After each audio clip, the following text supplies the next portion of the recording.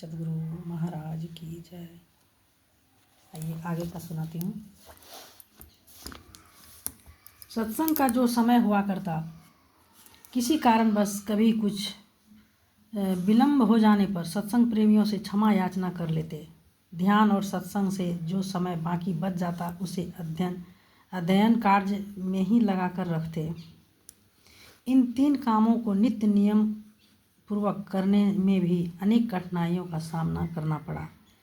इन कठिनाइयों को झेलते हुए अपने लक्ष्य की प्राप्ति करने हेतु एकांत स्थान की खोज भी ये करने लग गए। इसी खोज में ये साहेबगंज के पहाड़ पर भी गए थे। वहाँ का स्थान तो अनुकूल था, पर पानी का अभाव देखकर वहाँ से चल दिए। पूज्य श्रीधर बाबा से ज्ञात हुआ कि ये एकांत स्थान की खोज में ही अनेक स्थानों में भ्रमण करते हुए गढ़मुक्तेश्वर भी पहुँचे थे, लेकिन वहाँ भी इन्हें मन नहीं लगा और फिर वहाँ से चलकर अन्य जगहों में भ्रमण करते हुए अंत में भागलपुर के मायागंज मोहल्ले में पहुँचे। यहाँ की प्राचीन गुफा, एकांत स्थान और गंगा का रमणीक दृश्य देखकर इन्हें यह स्थान बहुत अच्छा लगा। महर्षि में ही आश्रम कुप्पाघाट की गुफा के प्राचीन होने का प्रमाण इस प्रकार सुना गया है कि भागलपुर में 1912 ईस्वी के गजेटियर में लिखा हुआ है कि चीनी यात्री वेनसोंग अपनी यात्रा करते हुए जब भारत आए थे तो वे भारत का भ्रमण करते हुए इस स्थान पर भी आए थे। इस संबंध में उन्होंने इस प्रकार उल्लेख किया है।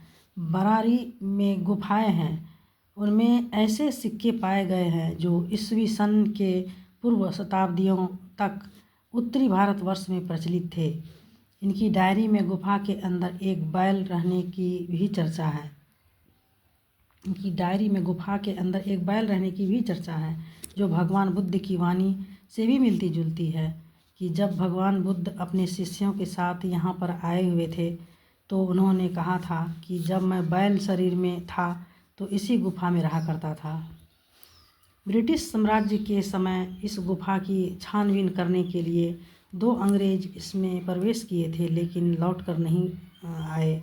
उनका कुछ पता भी नहीं चल लगा कि वे कहाँ चले गए। इसलिए गुफा के दक्षिण द्वार को अंग्रेज सरकार ने बंद करवा दिया, जो अब तक बंद ही है और सब द्वार खुले हुए हैं।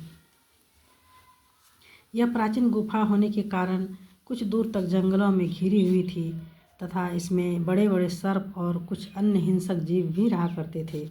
गुफा के अंदर अंधकार रहने के कारण चमगादड़ का साम्राज्य हो ही चुका था और इसके साथ साथ एकांत स्थान पाकर असामाजिक तत्व के लोगों की कुमंत्रणा भी हुआ करती थी। इसके नीचे गंगा के किनारे में मुर्दों को भी जलाया जाता। सद्गुरु महाराज की जय। आगे फिर कल।